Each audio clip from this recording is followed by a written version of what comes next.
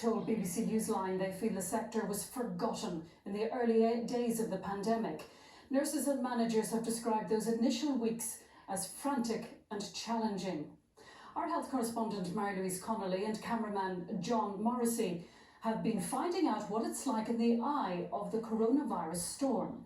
They were given exclusive access to Mazarine Manor Home in Antrim, which has lost 6 residents to the virus. I love you. For staff and residents, life continues as best they can. Peggy's 95 and recovering from COVID-19. She's one of the fortunate ones. In this home, 6 residents have died from the virus, while 19 others have tested positive.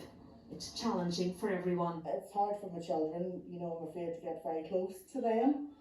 But as time has went on, I'm trying to think, I don't want this to defeat me being a mother, being a nurse. What do you think about dessert? Do you think is that lovely as well? As elsewhere in the UK, here the COVID-19 battle is now being fought in care homes.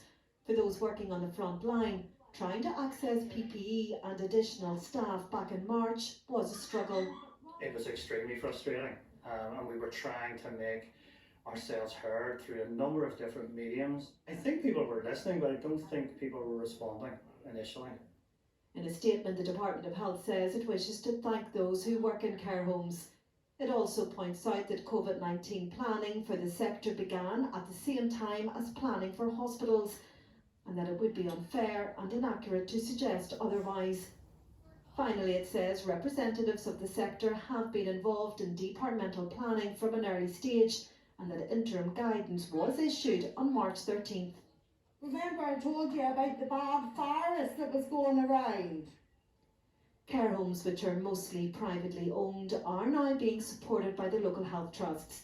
That includes providing additional equipment, staff, and funding is due to be available on Friday. But it's the emotional impact that's taking its toll. If you can picture one of the residents who passed away, and I know you were with them, describe for me what that was like. I knew one of my ladies that I'd worked with years ago, was very close to her, and I knew she was passing away. I played music, put her perfume on, fixed her hair. I actually sent down for curl tongs and nail polish to just do her hair a wee bit and put nail polish on. And among care home staff across the sector, there is regret that some older people have been taken prematurely.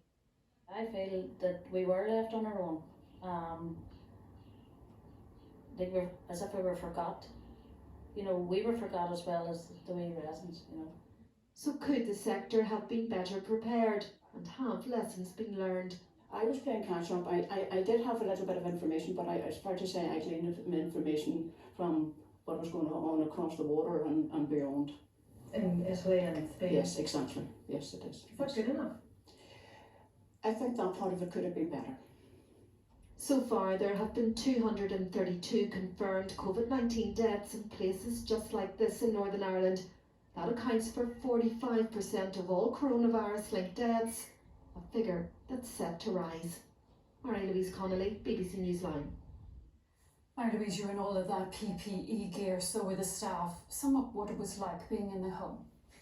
Well, it was extremely hot, uncomfortable and at times claustrophobic, and it's worth noting, Donna, that my cameraman John Morrissey and I were only in that PPE for a couple of hours, and what especially struck me was the huge commitment, despite the risk, from all members of staff, from those working in the laundry to the kitchen to the nurses in the COVID areas to their residents, and that's how they described them. And just finally, we know that at poignant times the staff have to stand around the bedside whenever residents are dying, and they do that with so much respect. And for some families, that personal touch is critical. Mary-Louise, thank you.